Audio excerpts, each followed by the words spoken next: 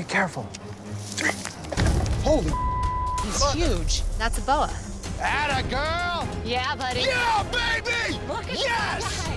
Holy yeah! Oh my God, I'm so freaking excited right now. Peru, located in South America, has a nightmarish rainforest that strikes fear into people's hearts. This is the place with the greatest biodiversity on Earth. In the world's largest river that runs through this rainforest, there are over 60 species of piranhas, caimans that can grow up to 6 meters in length, and electric eels capable of releasing currents of up to 500 volts. And that's just in the water. In the boundless and wild rainforest, endless mosquitoes, snakes, insects, and rodents send shivers down people's spines. There are also deadly anacondas and jaguars roaming around. Not only the living creatures, but the weather here is also extremely perilous. During the rainy season, the water levels of the rivers in this rainforest can rise by more than 9 meters. The surging floodwaters can inundate an area equivalent to a state. This place is truly a no-go zone for humans. This is the Amazon, and this episode's challenge has been set in such a place.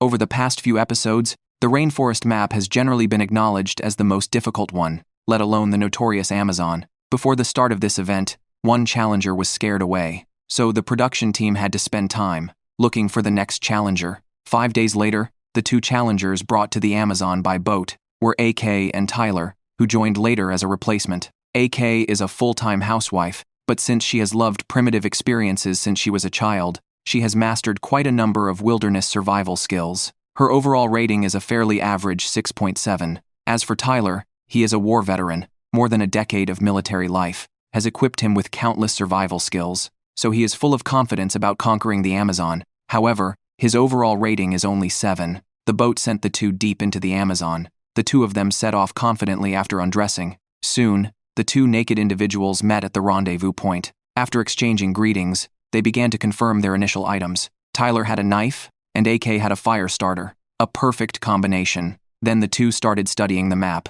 The task given by the production team was that they had to start from this rendezvous point, traverse about 3 kilometers of jungle, and reach a highland. There was a depression there, inhabited by fish and electric eels, and the surrounding materials were also quite abundant, making it very suitable for camping. As for the exit, it was located in a lake slope on an Amazon tributary, 19 kilometers away. So not only did they have to ensure their survival during these 21 days, but they also had to travel 19 kilometers to reach the exit. Not only was the map difficulty at its maximum, but the task difficulty was also at its peak. For 2 young people with ratings around 7, conquering the Amazon seemed like a far-fetched idea, but the challenge had already begun. The 2 identified the direction and headed towards the depression. The difficulty of the rainforest map can be said to be the highest among all. Perhaps only the swamp map can rival it.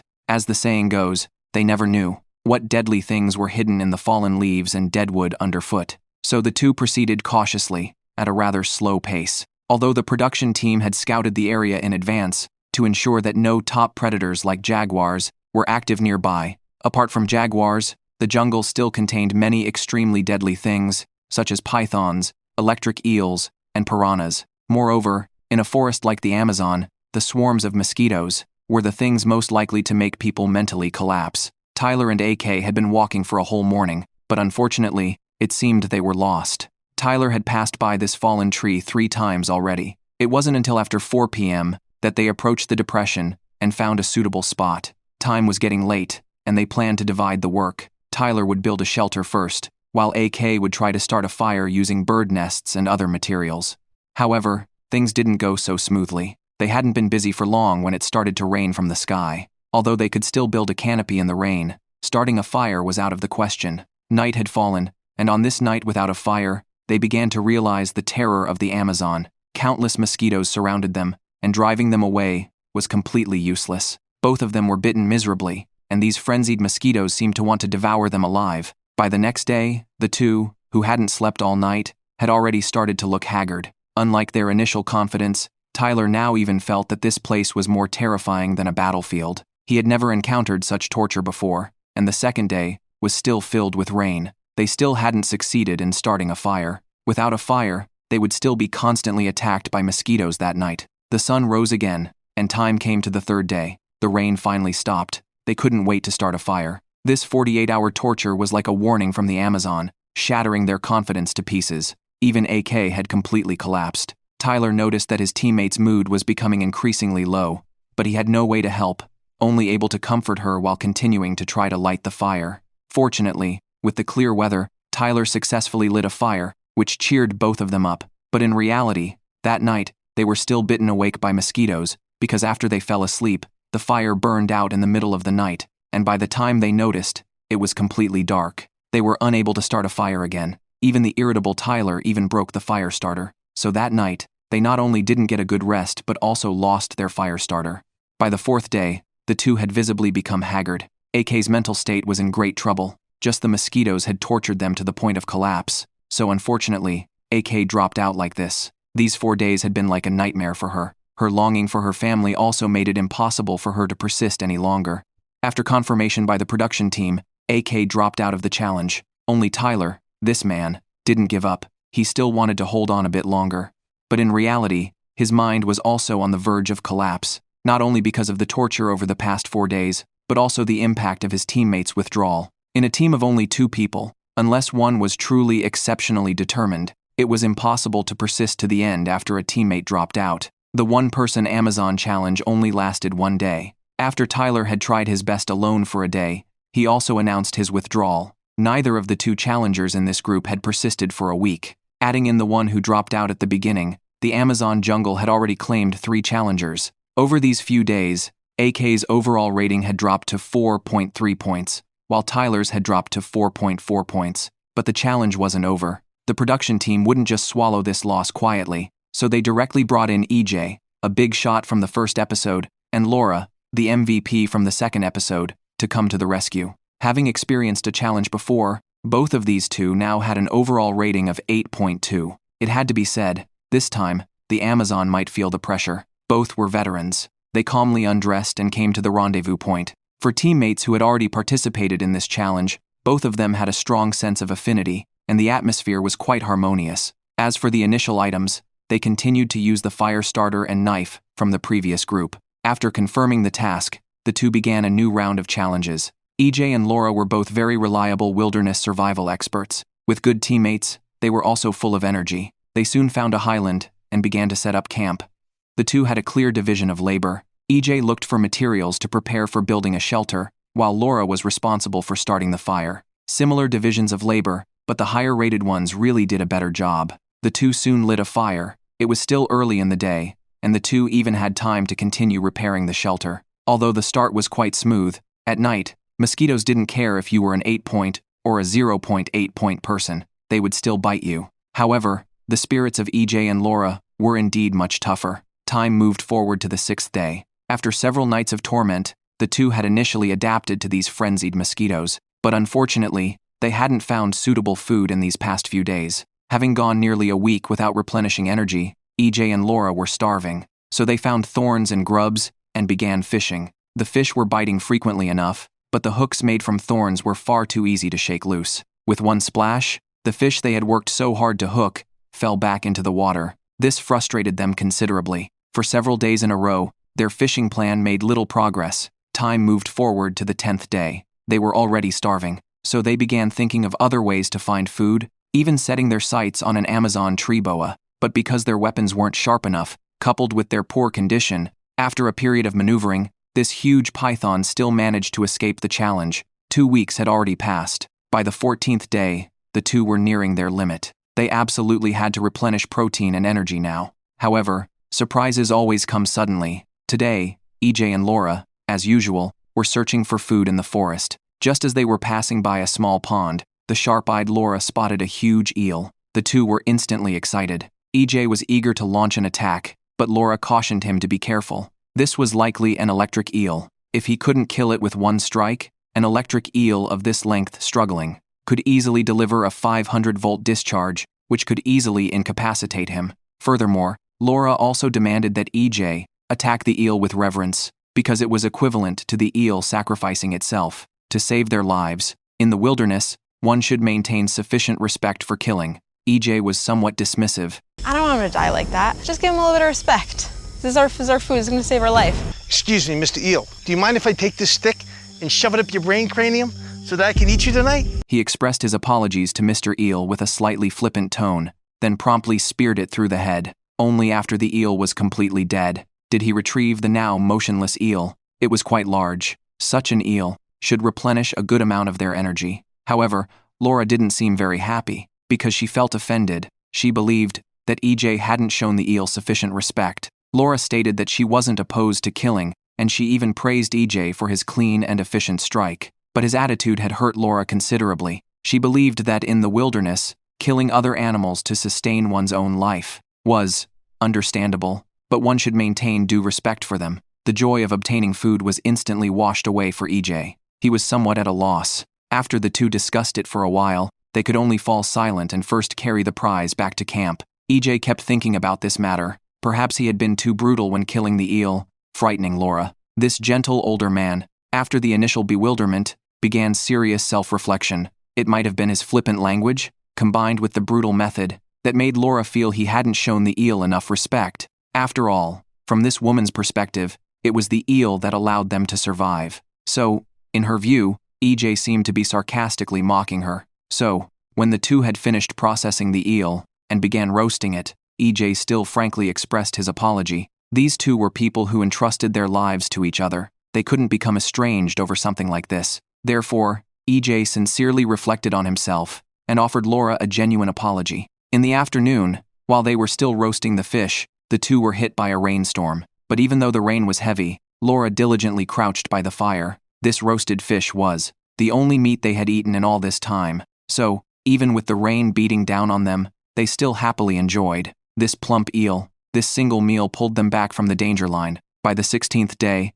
their current location was still 14 kilometers from the exit. There was less than a week left in the challenge. They had to start thinking of a plan now. Looking at the open water, the two discussed it and decided, let's build a raft and go across that way. The danger of traveling along the riverbank was simply too great. So, the two became busy again, gathering wood and assembling the raft. This task took them 2 full days. By the 18th day, through their diligent efforts, the raft had begun to take shape. However, Laura was very worried about EJ, since over these past 2 days, in order to build the raft, he had taken on most of the physical labor. In fact, the assembly and construction of the raft were almost entirely handled by him alone. This level of exertion places an enormous strain on the human body. Furthermore, because the journey was so long, it was very likely they would need to spend the night on the raft. So it wasn't just about making something that could float. EJ, with his maximized hands-on skills, had even fashioned 2 seats. But this series of tasks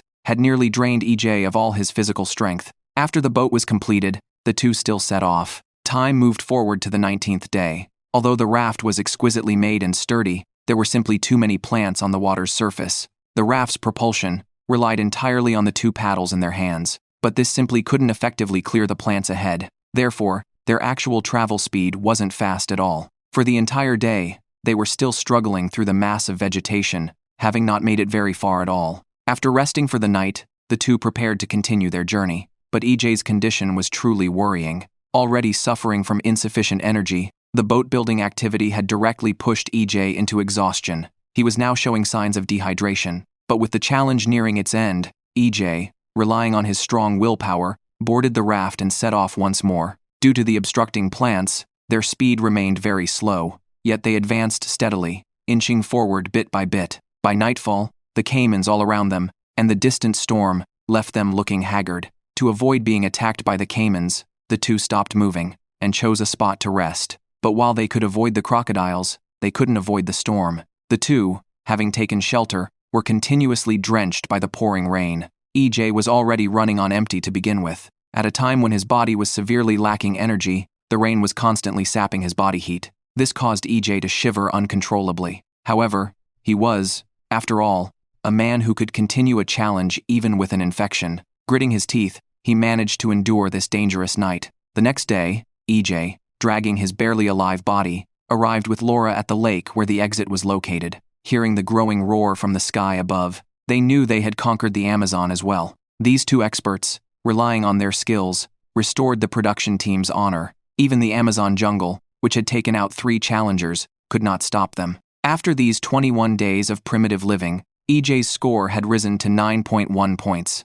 The same was true for Laura. Both of these 8.2-point experts had broken through the 9-point barrier together. Using their willpower and survival skills, they successfully overcame the terrifying Amazon. There is a place like this. During the day, it's as hot as an oven. At night, it's piercingly cold. Over 80 species of snakes live here, including those capable of constricting prey twice their size. Madagascar is scorching, and there are also poisonous scorpions, tarantulas, black widows, and other deadly poisonous insects waiting for their chance. It can be said to be a harsh land filled with danger. This is a desolate island located 250 miles off the coast of Africa, Madagascar. The lack of food and fresh water makes it impossible for 99% of humans to survive here. Today, 2 survival experts have come here to undertake their 21-day survival challenge. The male guest is named Jeff. He is a devout Mormon. As a professional forest ranger and hunter, Jeff is very confident in his survival skills. Furthermore, his long life of hunting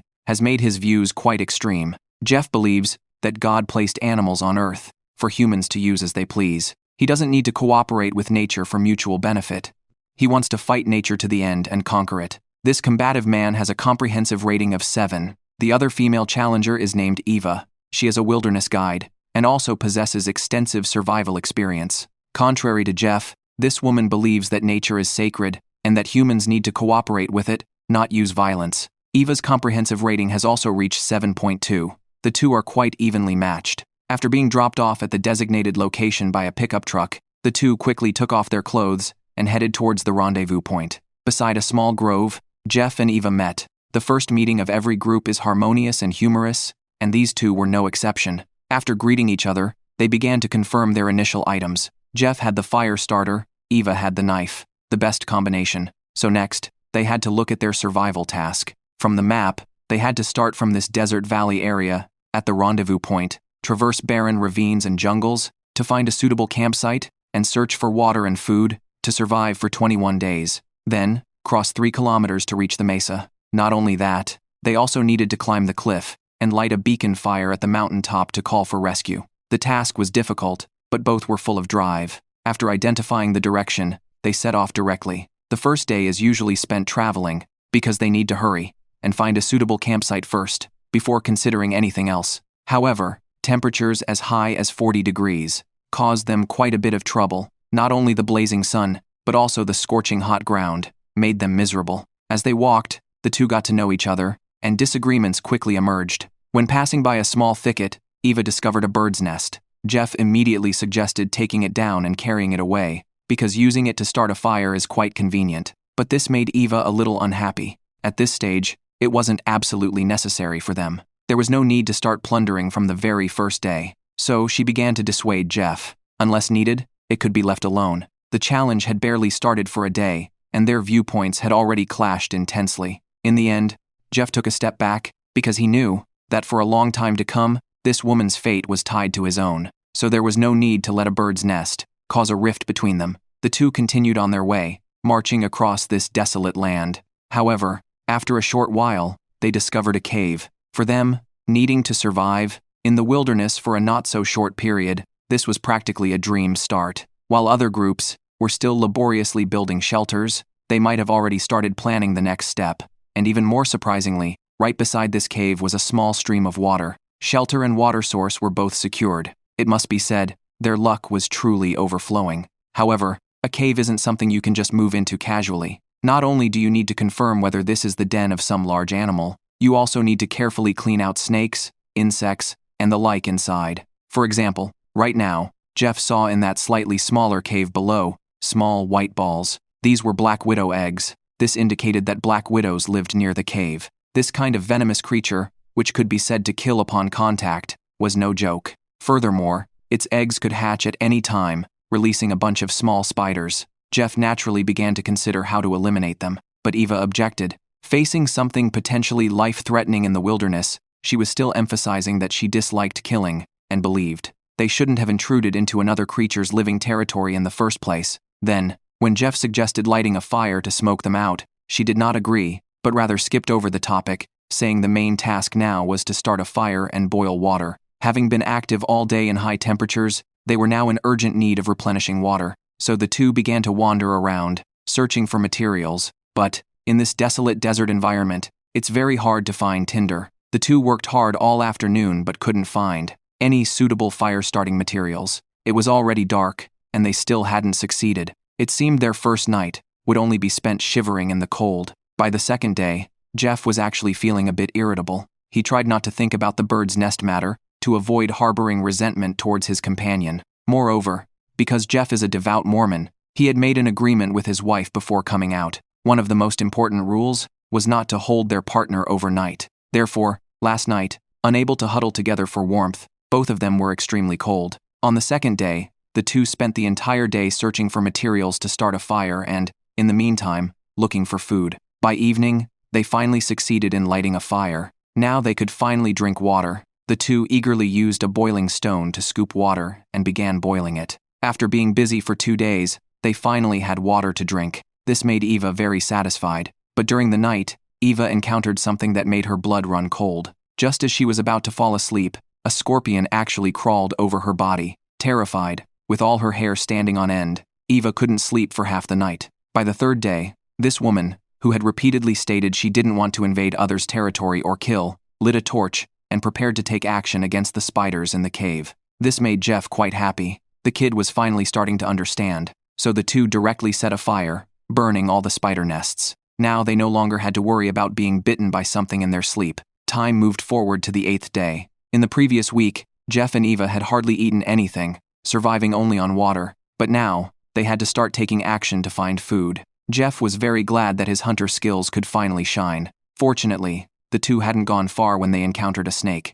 After discussing it briefly, Jeff directly flipped over the stone where the snake was hiding. Then Eva directly grabbed the snake with her bare hands. This snake made the two very excited. After all, this was their first meet in such a long time. The two returned to the cave joyfully. After processing the snake, they began a pleasant snake meat barbecue. It had already grown dark, but an unexpected situation occurred. At Jeff's insistence, they roasted the snake meat for a very long time. However, unbeknownst to them, such prolonged roasting had already shriveled the snake meat into charcoal. Eva tasted it. This thing was completely inedible. The snake meat was completely ruined by the roasting, losing all its nutritional value. So, after finally managing to catch a snake, it was now completely wasted. By the 13th day, nearly 2 weeks without eating had left them completely exhausted and running on empty. Jeff had even started experiencing dizziness and other symptoms, but having persisted for so long, they wouldn't give up easily. However, finding food in this barren desert was as difficult as reaching the heavens.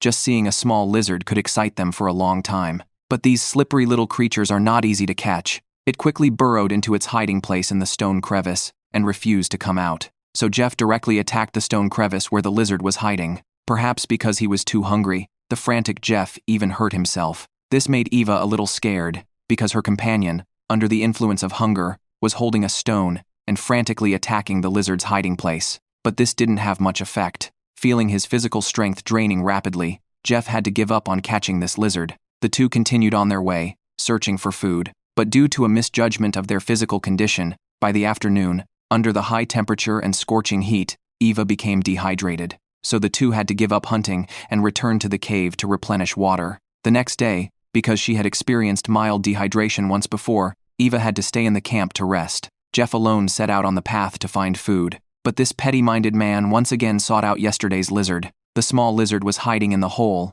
trembling with fear. Jeff was outside, holding a stone, and frantically pounding it. He even dug open the stone hole where the lizard was hiding. Through his unrelenting efforts, a small tail of the lizard was exposed. Then Jeff, grabbing the small tail, directly pulled the poor little lizard out. Still not venting his anger, he directly opened his mouth wide and bit off its head. Let's observe 3 seconds of silence for this little lizard. By evening, a piece of meat not even the size of a palm was enjoyed immensely by the two. Time moved forward to the 17th day. In over 2 weeks, they had only eaten one small lizard. That couldn't replenish much energy for them. So, the two still went out every day, searching everywhere for food. But luckily, the two spotted a large boa constrictor beside a small pond. This made Jeff's eyes turn red. Without another word, he ended the life of this large boa constrictor. Such a large snake, if the two didn't make any blunders, would allow them to comfortably last until the 21st day, with no problem at all. Jeff also learned from the last experience. After processing the snake meat, he prepared to smoke it. This way, it wouldn't be overcooked and could be preserved for a long time. The two immediately agreed and directly set up a simple smoking shed to start making smoked meat. However, another accident occurred. Late that same night, the two, awakened by the firelight, suddenly discovered their smoking shed was on fire. Although the fire was extinguished after frantic efforts, their things were gone too. The long-awaited smoked snake meat had also turned into a pile of ashes. The two were immediately filled with despair. But when Jeff, unwilling to give up, prepared to handle the giant boa's internal organs, they discovered several huge eggs. It was truly an unexpected surprise. There were actually several unlaid eggs inside its body. The two began roasting the eggs joyfully. This protein-rich food made them eat with tears in their eyes. The energy replenished this time was already enough for them to last until the final day.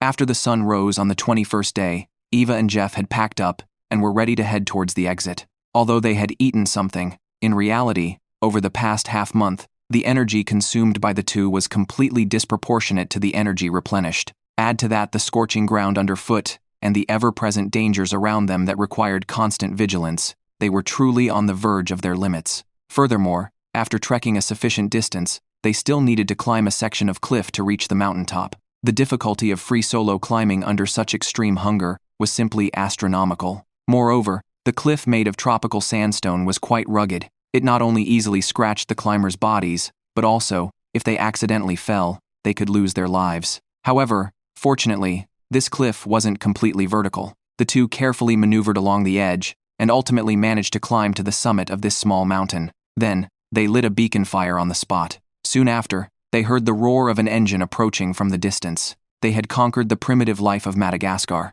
The 11-day challenge was successfully completed. Over this half-month, these two challengers with opposing viewpoints not only conquered this barren land but also conquered themselves. Jeff's comprehensive rating increased to 7.3 points, while Eva's reached 7.4 points. Although they successfully completed the challenge, their actions of prioritizing personal beliefs over survival principles still had a significant impact on their comprehensive evaluation.